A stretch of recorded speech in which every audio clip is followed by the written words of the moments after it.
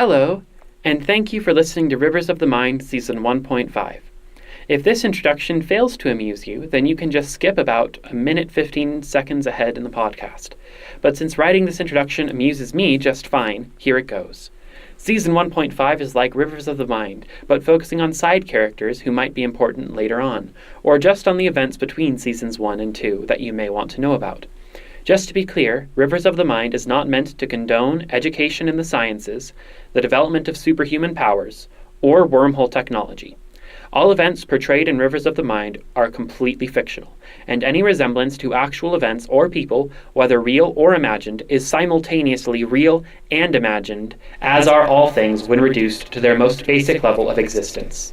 With all of that said, please enjoy this episode of Rivers of the Mind, entitled How Dr. Desiree Elizabeth Whitebalm Tore a Hole in the Universe.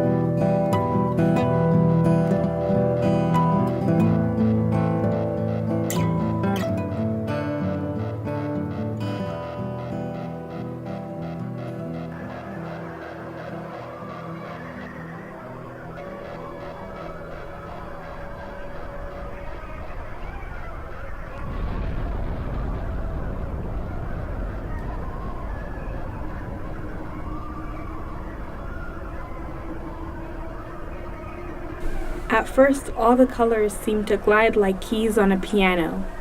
Reds turned to oranges, oranges turned to yellows, and rambled up the spectrum until the only color was purple, and then that color became black. And with every octave of red through which the colors passed, the centers of illumination around which they focused themselves shifted, creating a pulsing that was all around me the moment I opened my eyes. The color and the light first came from all around, and grew dimmer and dimmer until only a few distant X-ray machines could be seen, illuminating faraway floors in other sections of the hospital wing, and then nothing but a faint red light coming off of my skin. As the red light fell into purple, and then blue, and then green, in fluid, seamless succession, the world filled with light again, which multiplied as every heat source gave off bright light, followed by every person's cell phone or radio or pager. How are you feeling? Asked a nurse, smiling as I saw his face between a vaguely defined skeleton, a normal person, and a being covered in bright red and white light. I can see, savoring the moment, the experience of seeing someone as notoriously brilliant as myself reduced to an incoherent burn patient. She chuckled slightly. She says she can see! Shouted the nurse over his shoulder. She's awake? Replied another. Immediately a crowd formed, vaguely despondent. No one wanted to tell me I was the only survivor. It took no small effort to learn to control what I imagined to be the flow between spectrums. One, I supposed, represented what my brain thought was electromagnetic light. One octave higher, I must have been thinking of ultraviolet light. In the next, X-rays, and then gamma. Back down, I could see in, infrared, microwave, radio. If I thought of one, then I could go there, or convince myself I could. Maybe some kind of brain damage. It was bizarre, but enjoyable once I learned to view it as a modest amusement.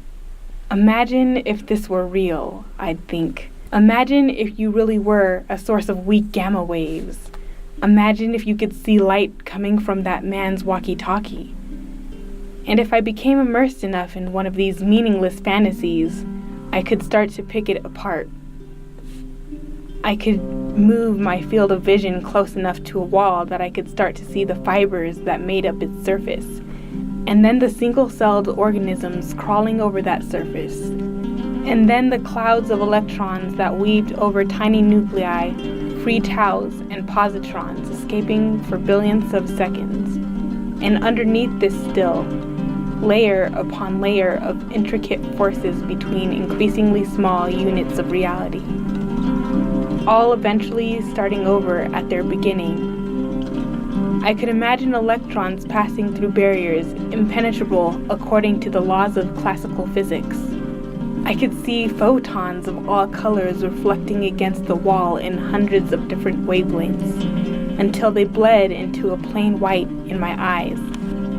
I pictured myself brushing the photons around me aside and scattering them away, distorting the field of vision in a way that I imagined the doctor reacting to, or saw the doctor reacting to.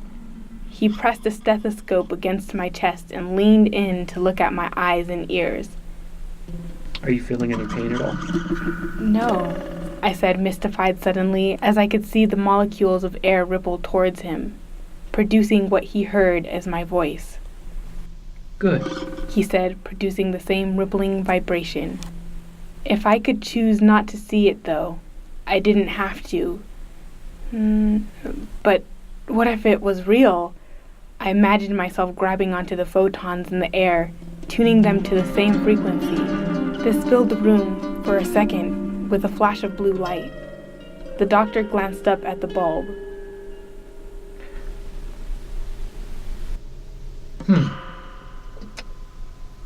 I will have to see someone about that. Anyway, I'm sure you're getting tired of all these questions. I know I would be. But someone else is going to be in to ask a little bit more about it too. But here, let me just... In pretty short order, I was on my feet again. The doctors were surprised by how rapid a recovery I was making.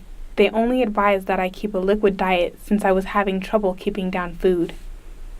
I was starting to have cravings for other things. I'd like to give an example, but most of my examples are too sophisticated for laymen. How about... what do laymen do? Yeah. Imagine you've finished leaving an uninformed comment on a YouTube video about space travel, and before you go to your job as an accountant or a marketing executive or a customer service person, you want to eat, so you microwave yourself a burrito, or at least whatever passes for a burrito in that moment. Well, it was exactly that, only there was no burrito, just a microwave. I would feel the strongest desire to sit next to the microwave, and I just kept craving it every 5 minutes. I mean, eventually I figured out how to hold myself over for a few hours by getting rid of some of the microwave Faraday cage. But even that wasn't enough. Somehow, as much if not more than I needed food, I needed radiation.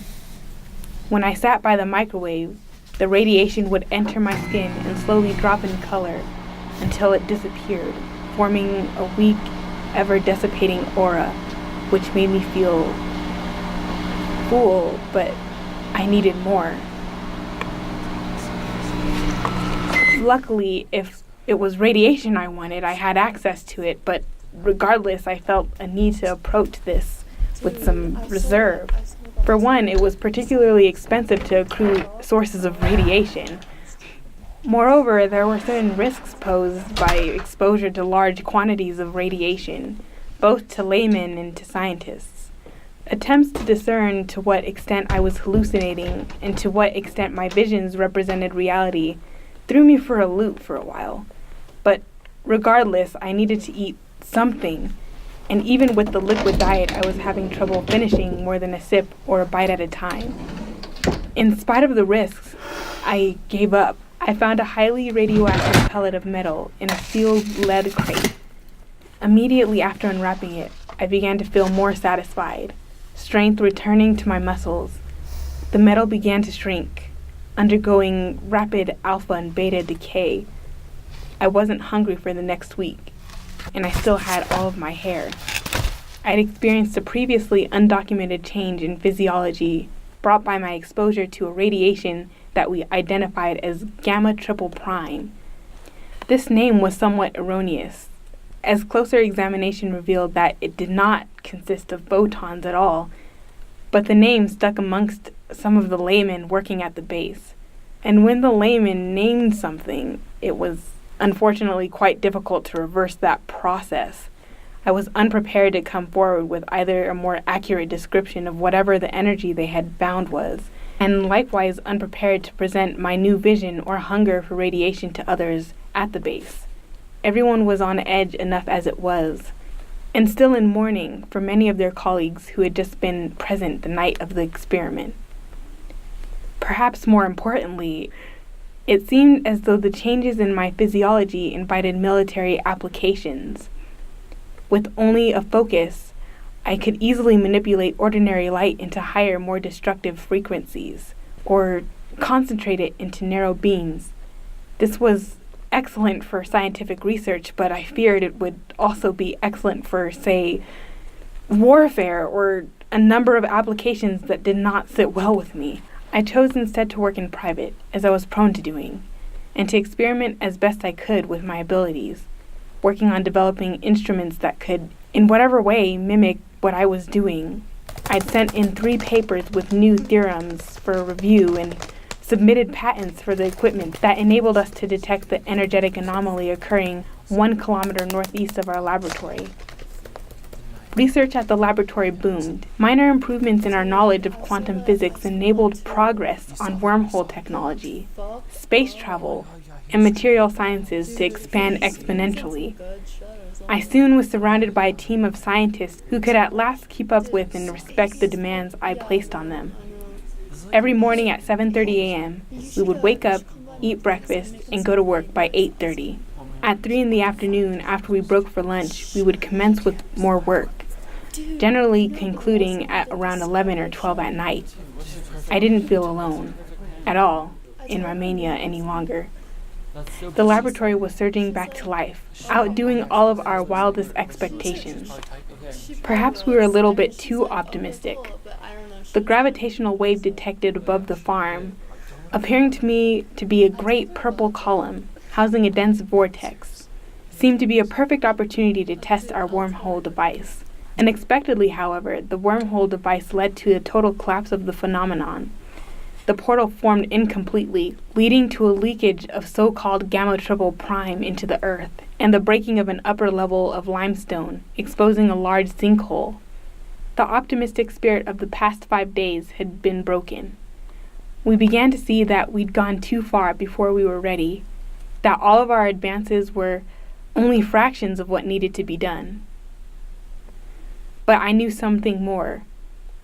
Down on the ground, the accident had exposed the inhabitants of the small rural neighborhood to sufficient amounts of gamma triple prime to put them through similar changes to what I'd experienced. I quickly presented the events to the chief military official at the base, Colonel Imes, warning him that anyone exposed to more than 0.05 moles of the substance was likely to be at risk for major health complications. Understanding that the security of the base was at stake, we rushed into action. Thank you for listening to this episode of Rivers of the Mind. My name is Timothy Vilgiate, the writer and creator and producer of Rivers of the Mind. In this episode, you heard Isioma West playing the part of Dr. Whitebalm, Timothy Vilgiate playing the part of the doctors, and one of the interns, along with Sophie Doss, who played the other intern in the conversation that happened in the hallway. So I hope you enjoyed it. If you did, please remember that Season 2 is coming out in July to August-ish, and we're going to start recording in May. If you want to go onto Patreon and support us, the Patreon is patreon.com/Timmy Vilgiate, Vilgiate. I hope that you enjoyed it, and have a great night. Also, in case you didn't hear it, we actually have the conversation that the 2 interns had in the special podcast-only uncensored cut of that Easter egg, just because it's in there, I guess. It's funny. Just listen to it. Dude, I saw that too. You saw that guy? He looked fucked up. Oh my god, yeah, he was tripping balls. Dude, Did you fucking see he him? was on some good shit or something. Oh my god, yeah, like, I'm on some of Like, that shit. This dude, place sucks. he's probably, yeah, man, I know. This is like the worst Hey, fucking hey, what was it? You should come by my place. I'm making some really nice acid. What the fuck, dude? You weren't supposed to do that here. Shut up. You can't use the lab equipment for that. Dude, I know, but we're also gonna get this high-grade shit. What are you telling Dr. Whitebalm you're doing? I told her I'm doing acid.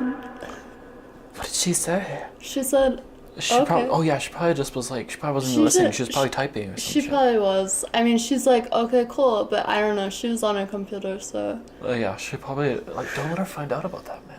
I told her about it, though. Okay, yeah, but seriously, you have to give me some of that shit. Dude, I'll totally help you out.